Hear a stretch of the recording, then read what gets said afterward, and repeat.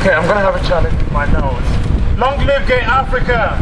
Long live gay Africa! Long live gay Africa! Long live gay Africa! Long live gay Africa! Long live gay Africa! Hello everyone, I'm Reverend Jide Macaulay, and I'm the pastor of House of Rainbow Metropolitan Community Church. I am gay and I'm an African.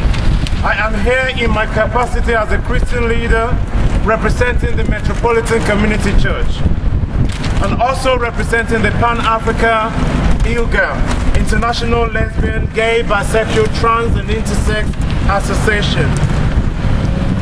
Whilst homosexuality has been denied and objectified as an abomination against culture and religion in Africa, the arrest and trial of Stephen Antiwonge is unjust and against the spirit of Universal Declaration of Human Rights.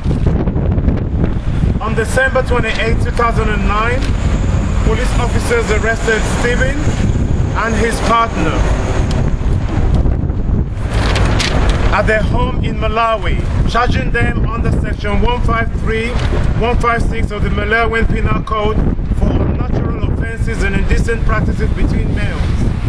These arrests occurred 2 days after Stephen and Tiwonge conducted a traditional same-sex engagement ceremony, which was attended by family and friends in their hometown. This event was widely reported in the Malawian press. The current barrage of arrests, humiliation, unlawful abuses and embarrassment of same-sex people continue to threaten the existence of sexual minorities in Africa.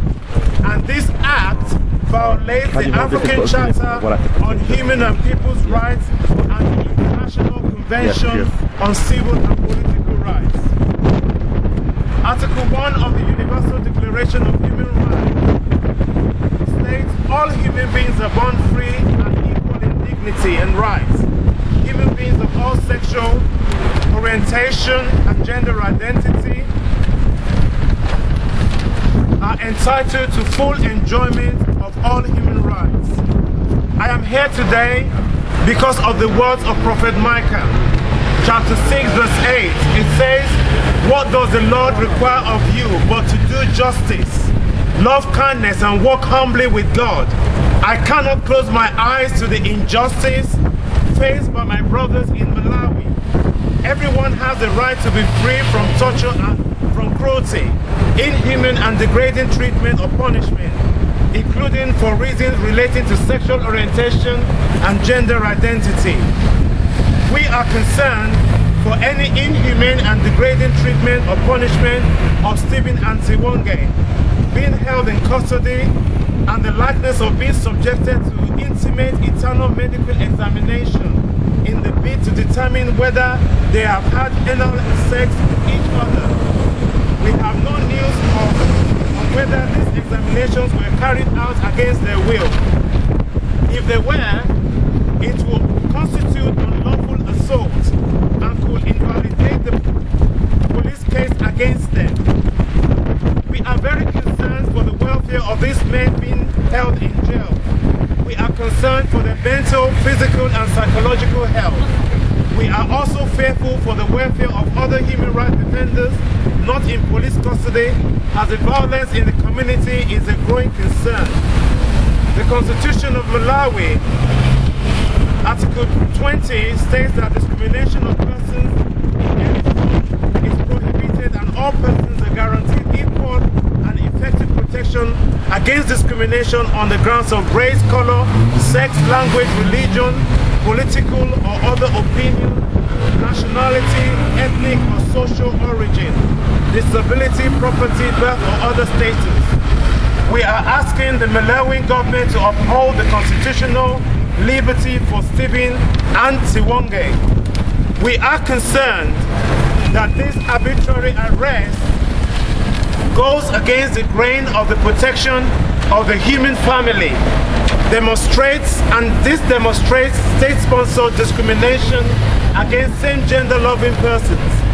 We believe in the rights of all persons to be treated with dignity and respect, regardless of their sexual orientation and gender identity. It is with this notion that we ask the Malawian government to reconsider her position on the furtherance of this arrest, trial, and further humiliation of gay and lesbian citizens in Malawi. Treaty bodies have repeatedly affirmed that laws discriminating against homosexuals violate international rights to privacy and non-discrimination. As the High Commissioner for Human Rights, Macaulay, at the United Nations emphasized in December 2008, she said that there remains all too many countries which continue to criminalize sexual relations between consenting adults of the same sex in defiance of established human rights law.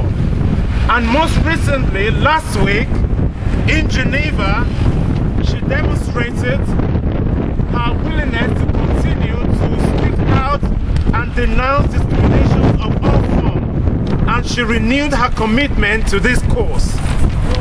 According to the United Nations Human Rights Committee, in 1994, a ruling of the case of Jide and Australia, laws criminalizing homosexual conduct violate the right to privacy protected by Article 17 of the ICCPR. The United Nations Working Group on Arbitrary Detention also found that arrests for consensual homosexual conduct are by definition human rights violations.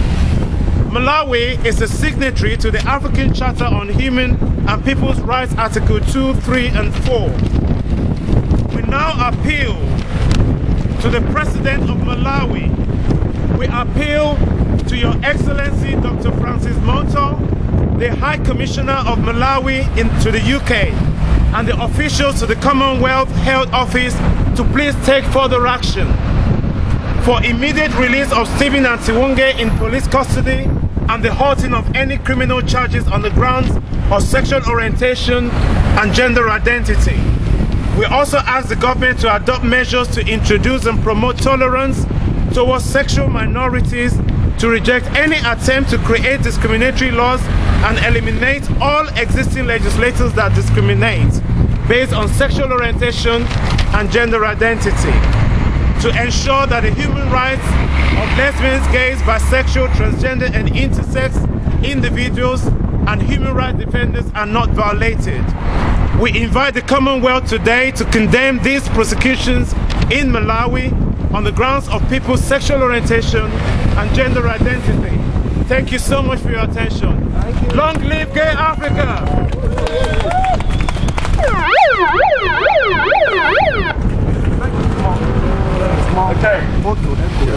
Okay, thank you very much for that, Jide.